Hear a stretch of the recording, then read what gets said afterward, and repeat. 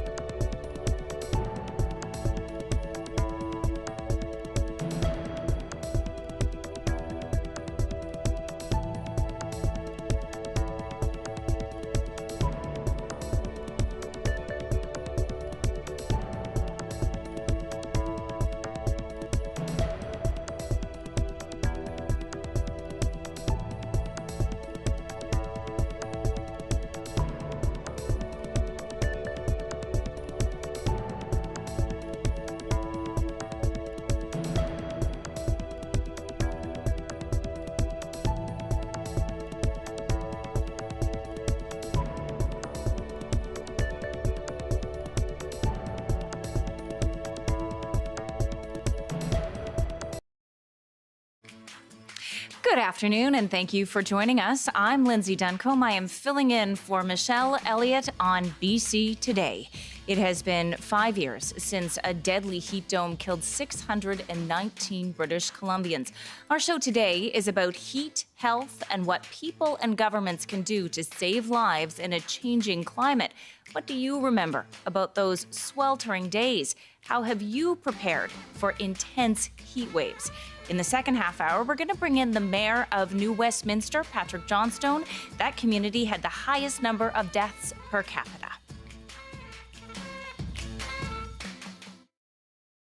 Before we get to that, we want to bring you the latest on the breaking news about 6 people still missing after a charter boat capsized in the Georgia Strait. Dan Burritt is following this story, and he joins me live from Steveston. What is the latest, Dan? Lindsay, we've just received an update from the Joint Rescue Coordination Center in Victoria. It's a sobering one, to say the least. What we understand from them is that this was reportedly a fishing charter from here in Steveston. We know it was just before noon on Sunday where there was some sort of incident or distress that went out from Roberts Bank south of here in the waters around Delta. People ended up in the water. There were reportedly 10 people on board. We know that 4 were saved from the water. A 5th person, spotted by rescuers, disappeared from view very quickly, according to the JRCC. The indication is 6 people are still missing. There's no sign of this vessel yet. There's no sign of any flotation devices on the people that were rescued. And it's still not clear why the boat took on water. Joint Rescue Coordination Center says it is now up to the RCMP to say if this is a recovery mission, but at this point, given that no one appears to have been wearing a life jacket, the Coordination Center says it has exhausted all possibilities of finding anyone alive. Quote, "We are confident if there were any survivors, we would have found them by now." Again, they're still trying to, we're still trying to figure out where this boat may have, or what company it may have been from. We've asked around. Our colleague Stephen Chua has been going up and down the docks talking with people. There's been shock. It's a relatively small fishing community here per capita, very well known, lots of history here with the Japanese community and others. So there's a real sense of how did this happen? And we just don't know yet. The rescue was called off at about just before 10 o'clock last night by the Coordination Center. They say it's now in the hands of the RCMP. We have reached out to Mounties numerous times to ask for an update to see whether or not they have found any more survivors, whether or not, or what the status of the 4 people they did rescue. But again, hearing from the Coordination Center that they believe if they were confident there were more survivors, they would have found them by now. Lindsay. Certainly, that is, as you mentioned, sobering news. But we do know that 4 people were rescued. What can you tell us about that and the people that helped them to safety? Yes, some veteran mariners were able to step in and help. This is Brian Angus and Dorothy Stauffer. They've been sailing their sailboat for decades. He's a former Commodore at the Royal Vancouver Yacht Club. Lots of experience out on the water. They were out and spotted 5 people, they said, and turned to help them, but they had to make a very difficult decision. Have a listen. Them to swim to the dinghy line and then try and climb onto the dinghy or hang on to it. And we picked up a female person first and then circled around several times more and picked up 2 males. Well, when we initially saw the sight of 5, we lost sight of the other 2. We decided to just go for the 3 that were closer together. That's the decision, a hard one we had to make. And we finally got them after about 20 minutes to hold on. So thankfully they were nearby, and we know this was a massive rescue operation, Lindsay. BC Ferries was involved, Hello Ferries, private vessels like that, Royal Canadian Marine Search and Rescue, Coast Guard hovercraft, the Joint Rescue Coordination Center a massive effort to try and find more people. Again, it's a large body of water out here, as we know, Georgia Strait, and right here we're looking at the Fraser just before it empties into that very cold water of the Georgia Strait, and that can certainly bring on, if somebody is not prepared, perhaps if they're not wearing a life jacket or a personal flotation device, that water can become very cold very fast. Again, they're still trying to find this ship. There was, as we heard from Brian and Dorothy, said they saw no debris. There's no indication of where this boat may be. So we're hoping to get an update soon from the RCMP and perhaps more from the Joint Rescue Coordination Center. It's a really a sad mystery at this point where the 6 missing may be, whether or not there's any chance of them, any one of them, still being alive and being found alive. Again, that massive effort called off just before 10 o'clock last night. It's now in the hands of the Mounties, and we hope to get an update from them as soon as they're able. Thank you for that, Dan. That is the CBC's Dan Burrett reporting live for us from Steveston. You are listening to BC Today and watching BC Today. Thank you for joining us on radio, TV, and live stream. You can call us now on our top story. We're asking what's changed and what still needs to happen 5 years after the deadly heat dome. What are your memories of June 29th, 2021? What changes have you made in your life to prepare for intense heat? Our number is 604-669-3733. You can also call 1-800-825-5950 or hit pound 690. You can also email us. That's bctoday@cbc.ca. Call us now just by hitting pound 690 on your phone. A couple of hours ago, healthcare officials and concerned workers about the environment held a news conference marking the anniversary of the heat dome. One of the speakers was Cindy McDougall. She suffered a heart attack as a result of the heat dome in 2021. That's despite escaping to an air-conditioned hotel room. Here's what she had to say from earlier. All I could think as my chest seemed to slam shut was that my boys in the room might wake up and find me dead. My husband then rescued me again in the early morning hours, arriving at the hotel room with the family minivan to take me to the hospital. As we all know now, people were waiting hours and hours for an ambulance due to the disaster. A hotel room purchased by the family credit card. A minivan. Money. Money saved my life. That is Cindy McDougall speaking at a press conference earlier today. She's writing a book about the heat dome. And I want to bring in 2 guests who were also at that press conference. Joining us here in studio, Dr. Melissa Lem is a family physician, and she's the past president of the Canadian Association of Physicians for the Environment. And Agnes Black is a registered nurse and a representative of the Canadian Association of Nurses for the Environment.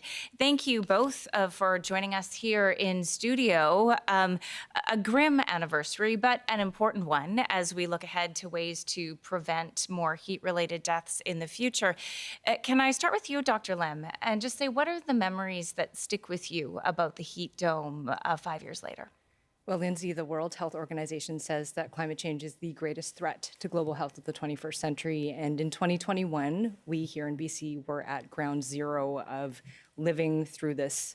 So I remember seeing more cases of heat illness than I ever had in my entire career. I was working during that week like thousands of healthcare professionals and family doctors across the country. And I remember wicked cases of heat rash. I remember mental health issues. I remember people even showing up weeks later who were still having headaches, who were still suffering from longer term effects of kidney function from dehydration or had been discharged from the hospital after heat stroke. So it wasn't only effects that happened during this week. Just like Cindy, these health effects rippled beyond. And I also remember I'm a mother of a young child. We lived in a home then that doesn't have cooling indoors. We still do live in a home that doesn't have cooling indoors. And I remember trying to keep it together, feeling really foggy as a health professional because I couldn't cool down either, and then having to go to work the next day and day after day and try to provide care to my patients while being worried about the health of my young son. So it was a really difficult time professionally and personally. Just so many layers of stress for so many people. And we've already got a couple of callers on the line. Can we start with Liz in Victoria? How are you, Liz? Hi, I'm doing okay. Thanks so much for taking my call. How are you feeling on this 5th year anniversary of the 2021 Heath Dome? Well, definitely, it makes me think of just the trauma responses I have had since that event to any kind of hint of things feeling hot or conversations about the heat dome. I'm actually a trauma therapist in one of my paid jobs. The reason I'm calling today is because I remember I felt so powerless. I felt so afraid and so morally distressed about what was happening to people around me. And one of the things that has helped me is I joined an advocacy group. I joined the Victoria Transit Riders Union. And I really think we need to step into our power as poor and working people and stand up and fight hard for each other. Because the wealthiest people who like to extract value from our lives are willing to let us literally cook to death. That's been made very clear. If people had free transit, which is one of the policies we're advocating for, if people had access to free transit to move around, that would go a long way to helping them access cooler spaces. I know that there's a tenants union in town that's also advocating for landlords to be made responsible for keeping spaces cool. These are class war issues. This is never more clear than an event like this that we are in a class war. There are casualties, but don't let that bog you down. Let that help you step into your power. We must fight together. Please join the Transit Riders Union. Please join the Tenants Union. Join any group fighting for poor and working people. We have to change things for the better. Thanks for that, Liz. It's really interesting how the heat dome and the crisis really did seem to affect people based on where they are socioeconomically. Agnes, explain that to me. How were people who perhaps didn't have the ability to go and seek a hotel room or to travel on transit to get somewhere else, how were the vulnerable most affected in crises like these? I think the vulnerable are probably most affected because they don't have the resources that Cindy mentioned. They don't have the funds to just say, let's go to a hotel. In some cases, people don't realize that when it's 26 degrees or higher in their home, they need to leave their home. You're not safe at home if it gets that hot. You need to go to a cooling center, you need to go outside to a park. But for people who don't have the option of going to a hotel or going to somewhere where it's cool or having a house with a basement or even having one room in your house that's air conditioned. So I think the heat dome, extreme heat events absolutely affect lowest income people more. Also, people where English isn't their first language, when there are cooling centers, you may not understand the sign that says this is where the cooling center is because it's written only in English in some places. Or information about what to do in a heat event isn't available in all languages. So, how do you make of the changes that have happened in the last 5 years? Have they been targeted at the most vulnerable, Dr. Lynn?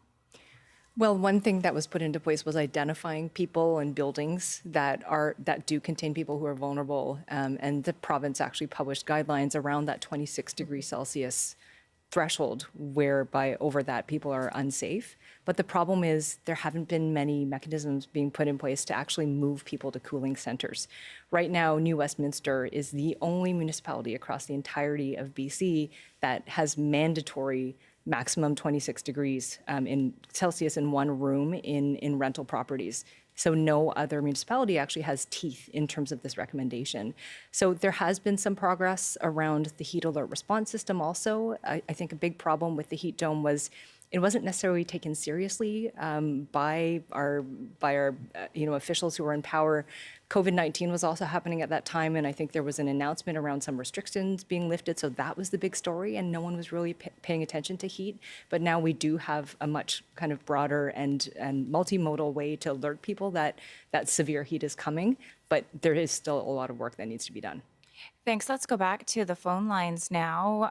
Barbara from Comox, I understand you have a very personal connection to this anniversary. Hello? Hi, Barbara. Can you hear us? I can hear you. Can you hear me? I can hear you loud and clear. Oh, okay. Thank you for taking my call. I'm calling from Comox, BC, and I remember that day very clearly. I was at work, and my brother was at his house with my parents, and they had no air conditioning. And I remember getting the call asking me if I had any extra fans in my house, and I said, as soon as I get off work, which was at 7 o'clock, I'll bring some fans. And by then, my brother decided to, go up to the store to get some cool drinks for the family, and never made it back home. Oh, I'm sorry to hear that. Yeah, he suffered a heart attack because it was the heat dome. So this must be an incredibly sad anniversary for you, Barbara. How do you feel about the changes that have been made to protect people in the last 5 years? Do you think that actions are being taken to prevent deaths like your brother's? I think the actions are slowly changing. The awareness is definitely helped for people that are in high places that can, support the ones that struggle, that, like the previous caller was saying. I mean, they didn't have air conditioning. They didn't have, the proper support that I wish they did have. And I wish I was able to get the fans to their house. I wish my brother decided not to go out that day to get some cool drinks for them. It was just, I feel like, it is getting better, the awareness, and Thank you very much for sharing that story with us, Barbara, and we are incredibly sorry for your loss. Dr. Lem, there are just so many personal stories, 619 lives lost.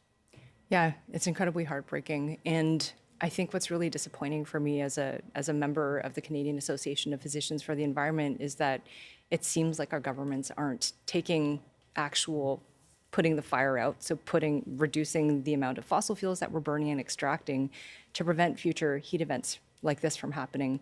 We know that scientists say that the heat dome was made 150 times more likely because of climate change. It was actually kind of like a 1 in 1,000 year event that we're now perhaps going to see every 5 to 10 years, which is terrifying for me as someone who's trying to do their best to provide care in a healthcare system that's already, at the brink. The Canadian Climate Institute estimates that by mid-century, if we don't start to rapidly reduce our use of fossil fuels and emissions, that we will be spending an additional $110 billion per year on the health effects of climate change within the next 25 years. And I don't think our healthcare system can afford this. I don't think family doctors, emergency rooms, nurses across this province can afford this.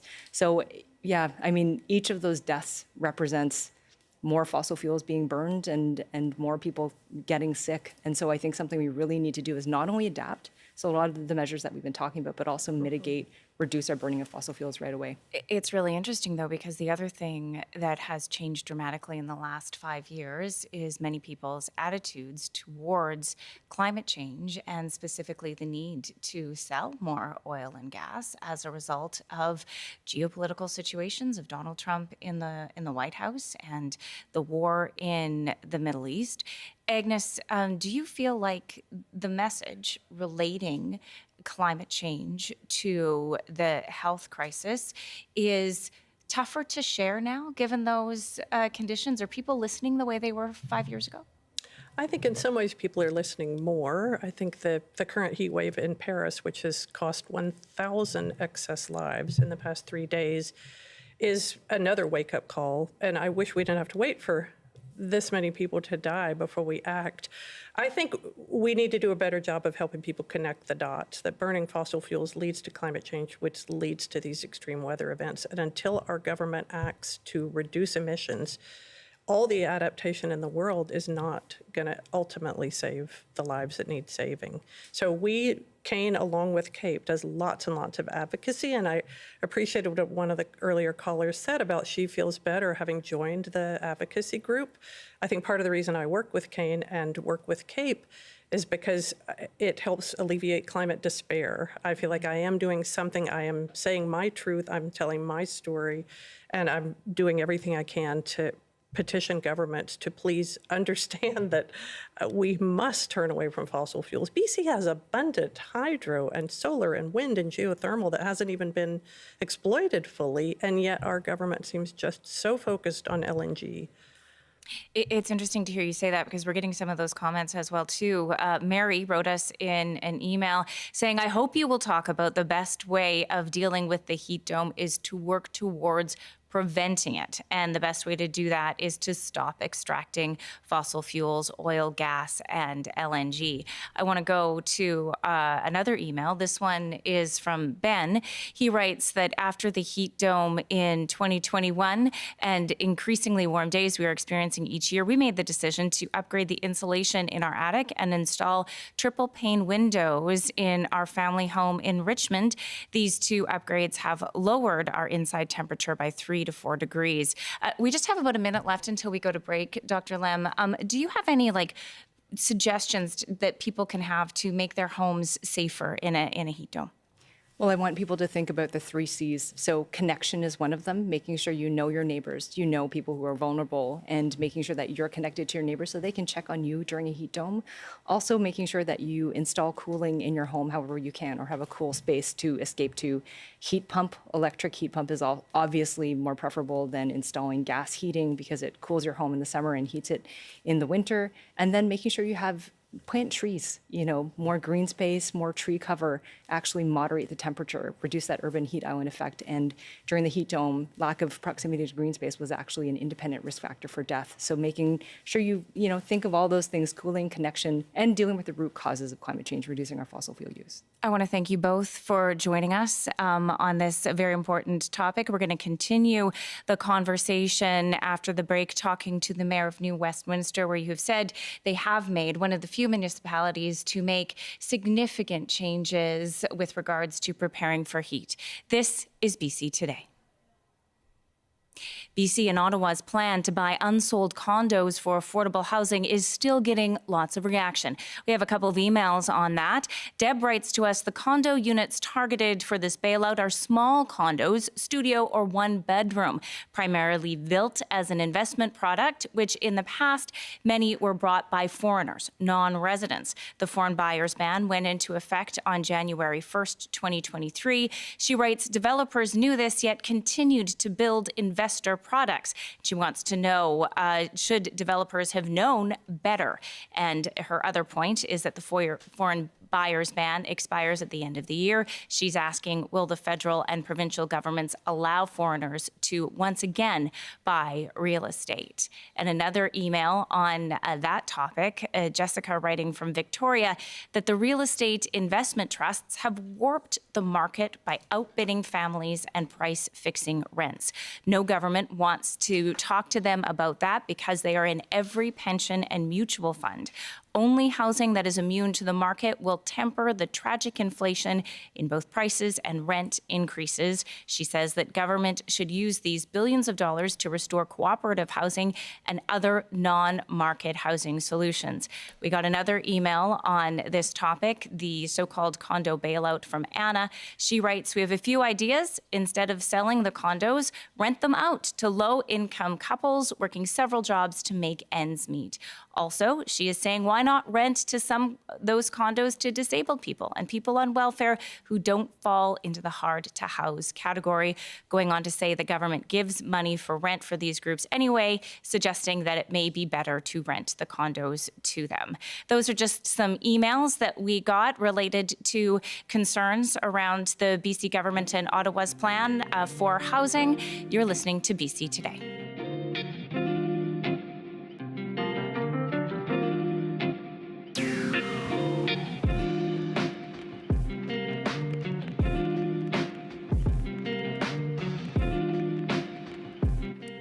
I'm Lindsay Duncombe. This is BC Today, and it is time now to check in with Robert Zimmerman with the latest in the news. Good afternoon. 6 people remain missing after a charter boat sank in the waters off Richmond yesterday, although the rescue operation has now been suspended.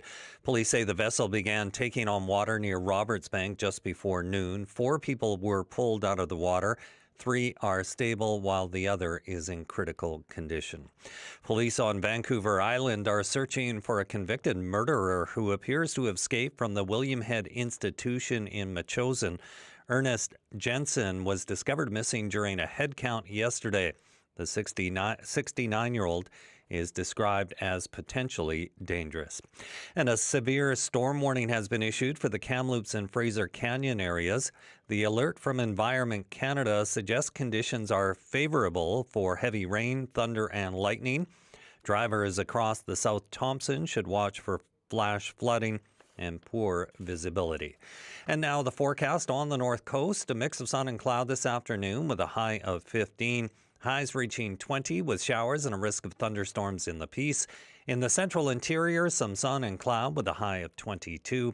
Highs in the 20s with a chance of showers and thunderstorms in the Kootenays. In the southern interior, cloudy this afternoon with a high of 26. And mainly cloudy in the Fraser Valley, some sunshine in Metro Vancouver and Greater Victoria with highs around 20. That's your CBC News update from Vancouver. Thank you, Robert Zimmerman. New guidance is recommending schools in Canada start substance use education as early as kindergarten. The new education moves away from a disciplinary approach and will instead focus on community support and reducing harm. Emily Jenkins is the scientific director of the Canadian Centre for Innovation in Child and Youth Mental Health and Substance Use. She spoke on CBC Newsnet earlier this morning. It's very concerning when we're seeing substance use starting young, because we know that early onset is associated with really significant adverse outcomes as people age and into adulthood. What we are seeing earlier and earlier is that there's increasing rates of things like vaping, substance use to manage stress, and the use of multiple substances at once. But historically, our approach has been really reactive in nature. So we're often intervening after harms have already set in. There's been investment in, treatment beds and crisis support, all of which are critically necessary, but they happen after the problem's in place. So this guidance is really intended to help schools who are on the front line of this issue, navigating that substance use among young people and helping them to do so in a way where they have consistent guidance that helps to decrease the burden that currently sits with them. Yeah, well, we have, data to indicate that, kids as young as grade 4 are using substances.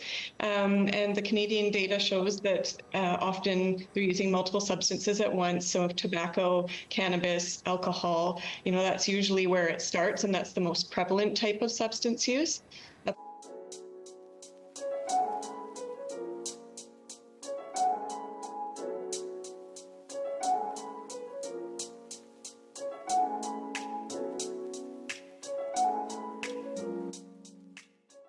Remember about the 2021 heat dome. Do you think cities are doing enough to address heat events? That's our topic on BC Today. I'm Lindsay Duncombe. I'm filling in for Michelle Elliott. You can give us a call now if you just hit pound 690 on your cell phone. You can also dial 1-800-825-5950 or locally 604-669-3733. You can email bctoday@cbc.ca, or also we're keeping an eye on our TikTok live, so feel free to leave a comment there. Joining us to talk more about this is Patrick Johnstone. He is the mayor of New Westminster. New Westminster had the highest per capita death toll as a result of the 2021 heat dome. And I just want to start by asking you, how are you feeling on this grim anniversary today? I still get emotional thinking about it.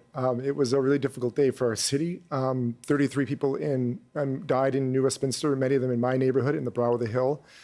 I still hear from people who lost family members and friends through the heat dome. I also talked to our two first responders who were traumatized by having to address this sort of widespread health emergency that they maybe weren't prepared or expected for, and there was the challenges that they faced through that. So I think it's still in the middle of still in our hearts and still in our minds right now, 5 years later.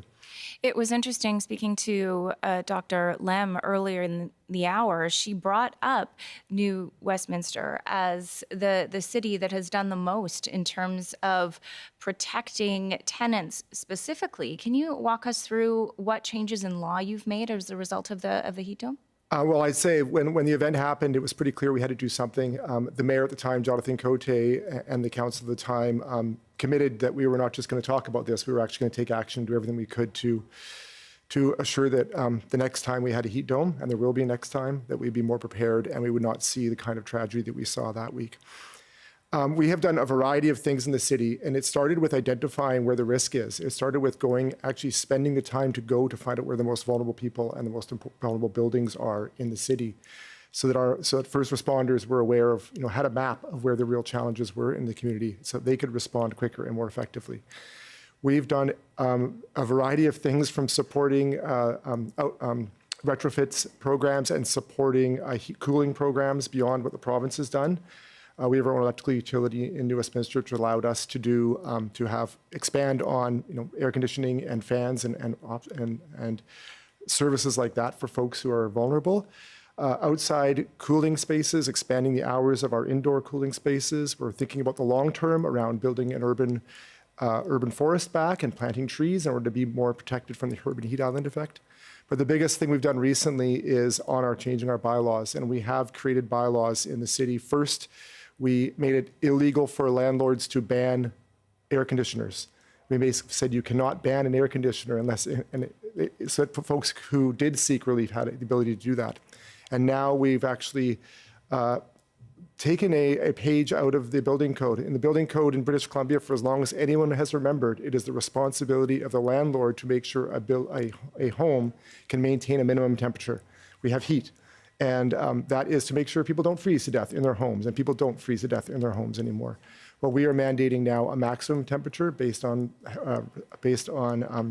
data from the public health officer, and saying that landlords also have to take on that responsibility, that apartments have enough ventilation or active cooling or other measures in order to make sure that people are safe in their homes and don't die of heat exhaustion in their homes. And that minimum or that maximum temperature is 26 degrees Celsius, right? Yeah, it's 26 degrees, and that was, again, based on data from the public health officer and based on, the province themselves have brought in building code changes to require that as a guideline for new buildings. But of course, in New Westminster, the most vulnerable people are people in the existing buildings and the older building stock that aren't necessarily built to that code. Okay, we have a caller on the line who has some experience negotiating and changing bylaws. I want to bring in Nathan, who is calling from Vancouver. Hi, Nathan.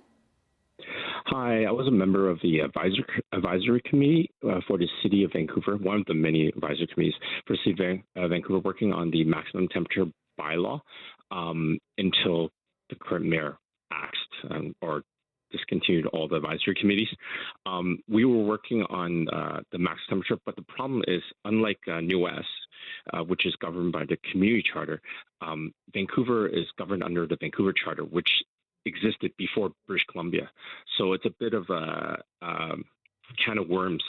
It requires the province to open up the charter, and for whatever relationship reasons or disagreements between the city and the province, the province, which I understand, has been hesitant to open up the Vancouver Charter to make the changes. But until they do that, we can't legally set a maximum. We have the power to set a minimum temperature, but we don't have the legal power to set a maximum temperature in the bylaws.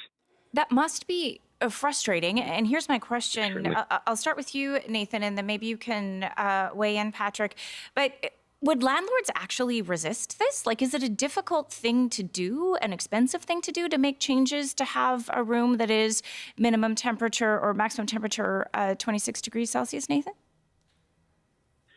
So we found a lot of issues just like old building strata bylaws, and like were designed at a time when when our climate was a lot cooler. A lot of it was aesthetic reasons, and a lot of it was causing a lot. And then people didn't want to drill holes in the walls. There were a lot of varying reasons. We're also working on this. There are also issues with like who covers the cost of the AC, depending on the situation and setup of the rental agreement. Who's covering the extra charges of the cost of running the air conditioner? Like there were varied reasons, but yeah, landlords did resist letting tenants install air conditioners or heat pumps. Thank you very much for that insight, Nathan. Really interesting to see what the differences are in Vancouver compared to New West. Mayor Johnstone, did you encounter resistance from landlords to some of the changes that your municipality's made? Yeah, I can also speak a little bit to Nathan's issues around the charter. Vancouver itself does have a separate community charter, and their building code is embedded in that, and so it does make it difficult in Vancouver to make changes to the building code without provincial permission. However, we didn't use those tools as a city. We actually used our business licensing tool. So we use a different set of tools that I think all cities are available to all cities. And the idea is if you run a rental building, you need a business license to do that, and we can regulate how that business is operated in a way that makes sure that the customers of that business are kept safe. Well, that's interesting. Yeah, so we've used an innovative tool. It's similar to what we've done to protect against rent evictions in our city a few years ago. As for, we surprisingly, actually, I would say, have not heard a lot from landlords on this move yet. I think the bylaw is relatively new. We have just begun, it was just passed or adopted by the city like last month, and we are beginning the sort of work of enforcement and how we're going to actually roll it out. We've done a lot of work, I think, during the development of it to talk to landlords and to talk to people in vulnerable buildings and building managers. But we surprisingly did not have a lot of pushback yet. It'll be interesting. One part of it is we're not being prescriptive. We're not telling people how they have to achieve this. We're not mandating the installation of air conditioners or any changes like that. We're expecting them to be creative, and we will provide support as a city. Our staff will be providing them support on how to perhaps change the color of the roof of the building so it reflects heat better, perhaps improve cross ventilation, perhaps just do upgrades to their HVAC system that exists. There are other window shades and things like that can actually help quite a bit. So we're trying not to be prescriptive. We're trying to work with the landlords in order to make sure that they can meet compliance. Okay, let's go back to our callers now. And we have a call from Langford. Hello, Jan. Yeah, thanks for having me on. So 5 years ago, I wasn't the only one who almost died. It was pretty much 30 degrees Celsius at BC Housing in Langford. And the only reason I'm in Langford is because this is where the housing was, and we were moved out here about 5.5 years ago. So we had these heat traps, 4-story, 5-story heat traps with 80 or 100 people in them, and BC Housing is not responding, and this is the government.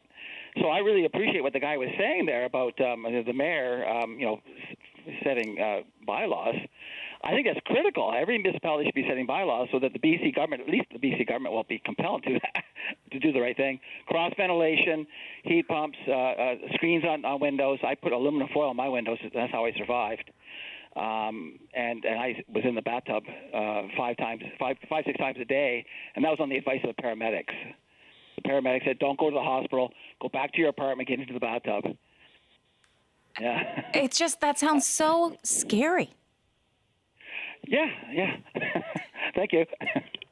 That was Jan calling from Langford with, a really harrowing tale. And there are so many of those, Mayor Johnstone. Yeah, I mean, one thing we learned, and the coroner's report made clear about this, is it wasn't necessarily the heat of the day. The heat of the day was really oppressive and difficult for a lot of people. It was the challenge was in a lot of the older apartments, they didn't cool down at night. And so people went to bed at night and were unfortunately, exposed to heat that just caused heat exhaustion. And they might not even have known they were in trouble, but before they died, they might not have known that they were actually having that challenge. We are in the city also expanded this year. We have 500 cool kits, and those cool kits we're giving out to people who are in vulnerable buildings, vulnerable people. And the goal of those is to make sure people have those tips. Like, yes, a cool bathtub will make a huge change. A shower will make a huge change in your ability to cool yourself. And just giving people the tools and the knowledge to know when they are in trouble and know when to seek help if they do need help. Thanks for that. Let's go back to our phone lines. We have another call, this time from Victoria. Hello, Chris. Hi, how are you? I'm well, thanks. What are your memories of the heat dome in 2021, and how are you feeling about what's been done since? Yeah, I remember being awful, frankly. I remember that our family had to sleep downstairs because it was too hot upstairs for us to sleep comfortably. But, in the grand scheme of things, we didn't have too much trouble compared to a lot of other people. What I wanted to bring up is, the most intelligent people, including the guests you had on the last half hour, are, pretty aware that reliance and continued use of fossil fuels is the major driver in these major weather events.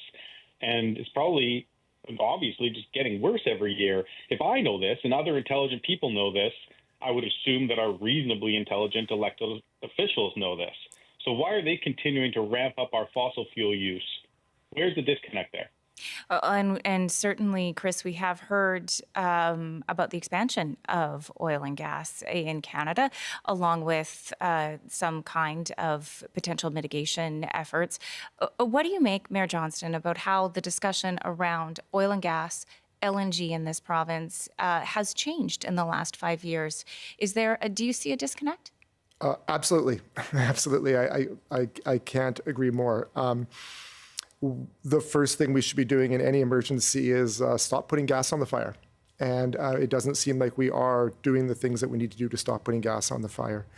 I've been at this work for a long time. I'm an environmental scientist as a background. And I think for decades, we've been talking about the costs that are coming down the road if we don't take action. And in the moment, it was always an argument that it was going to cost us too much money in the short term to fix the gas on the fire problem that we have. And unfortunately, we now have to suffer those costs. It's going to cost us a lot of more money to mitigate this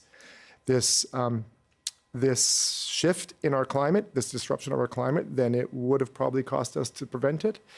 But we're not down that path. But I think one message I want to say about that is I don't want people to feel that we've lost the fight and it's over. That's not the way to think about climate change. It's not the way to think about our approach to climate change.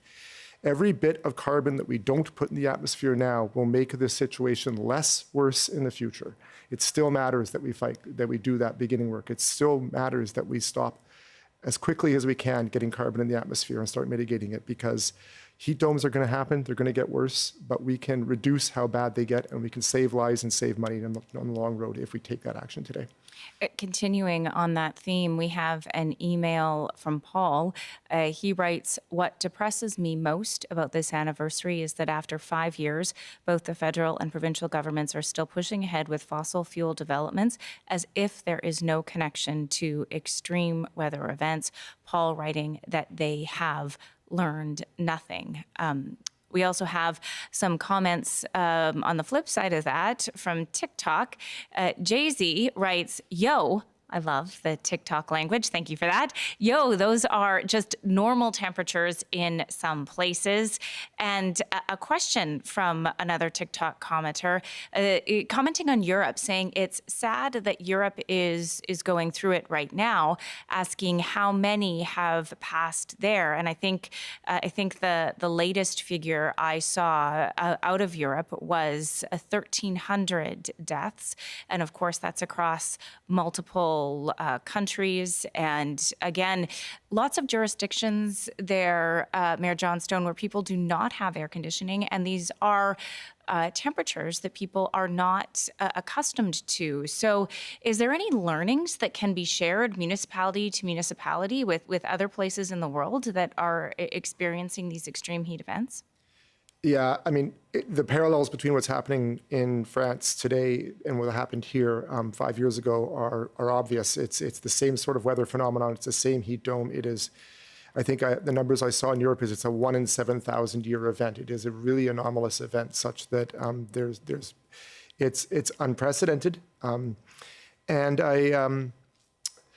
There are other parts of the world where they are built around hotter temperatures. I don't think that 41 degrees and wet bulb temperatures in the 30s are a livable thing in societies where they haven't been built to live in that space. And we are going to have to think about how we build our new buildings. That's why the province has changed the building code. We are going to have to think about adapting to a hotter future. But that doesn't mean we can't adapt the entire country right now to a hotter future. We did not build this entire city for 40-degree heat in the summer. We didn't do that. And it's going to cost us a lot of money and a lot of time to do that. And people are going to die because we can't do it fast enough. So it's not normal. And to say that and to dismiss it as this is something that is normal in other places, I think takes away from the risk that people are facing here in the community and takes away a little bit from the energy to actually do the work to save lives. It's interesting because we are getting a little bit of a pushback on the climate change discussion. I want to read you an email from Terry. He says, yes, the heat dome was caused by climate change and climate change must be addressed. But let's get real. There were plenty of 40-degree-Celsius days in the Okanagan when I was a kid in the 60s, when air conditioning in residence was almost unknown and people managed. With the exception of we all have access to a cool bath or shower, and there are other ways of keeping cool. Are we going to blame all the heart attacks in the next month on the stress created by problems like this? And then he says, just cool it. So should people be taking more personal responsibility here, do you think?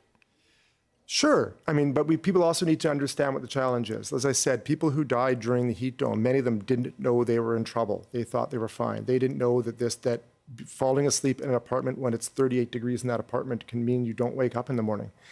I think that, and I think, again, I don't want to distract from the actual causes of what's happening. This is not normal. This is climate disruption. This is extremely unusual weather event for our part of the world. I just fear that we accept mass death as a normal part of our life now. I don't accept that. It is not a normal event that took place. We had 1,000 people. It is the largest weather-related disaster in Canadian history. Okay, it's not a normal thing that took place. It wasn't just another 40-degree Saturday. It was the largest weather disaster in Canadian history.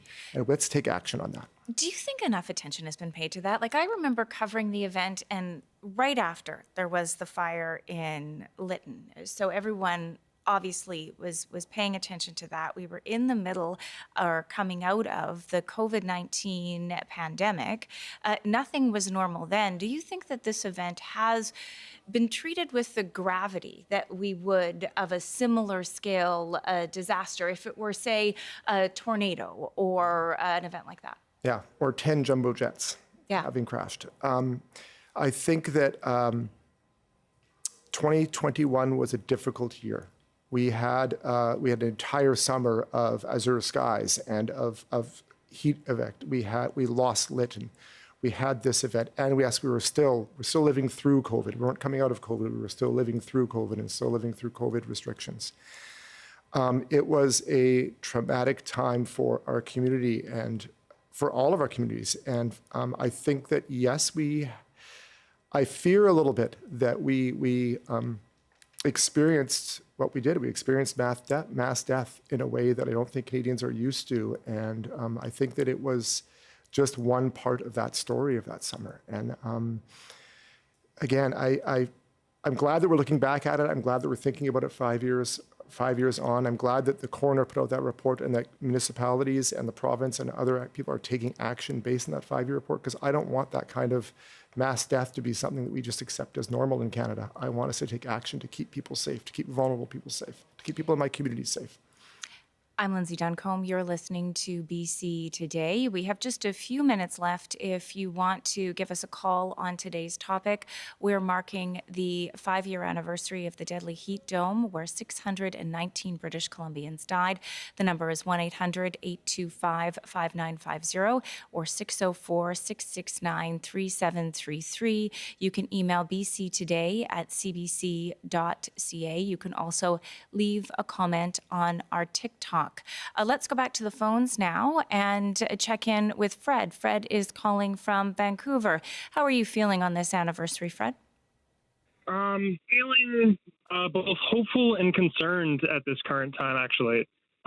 Both in looking back at kind of the destruction that did happen with regard to the effects for all of here, but looking to the future, I know that there is currently a proposal for an expansion of an LNG project in Delta that I'm very concerned about. It's set to have nearly the same amount of pollution per year as the whole of the city of Vancouver. And so to bring that into the lower mainland and British Columbia and the world in general definitely feels concerning, especially in the context of something like this. Yeah, that has come up repeatedly in our conversation today. That link between the ongoing push to expand LNG projects throughout the province, not to mention the fact that we are talking about the expansion of the oil industry and even a potential oil pipeline. What makes you hopeful? You mentioned that there was concern. What's the hopeful part? I think the hopeful part is actually listening to a lot of the people that were calling in today, and even just, talking about the various aspects that not only contribute, but also what we can do. I think the fact that those are an active part of the conversation and it's not just despair is incredibly important in trying to figure out what the future holds. I mean, I work in communications. That's really the whole thing of it, is trying to be able to say there is an opportunity to change this thing that we go through, that devastates the communities.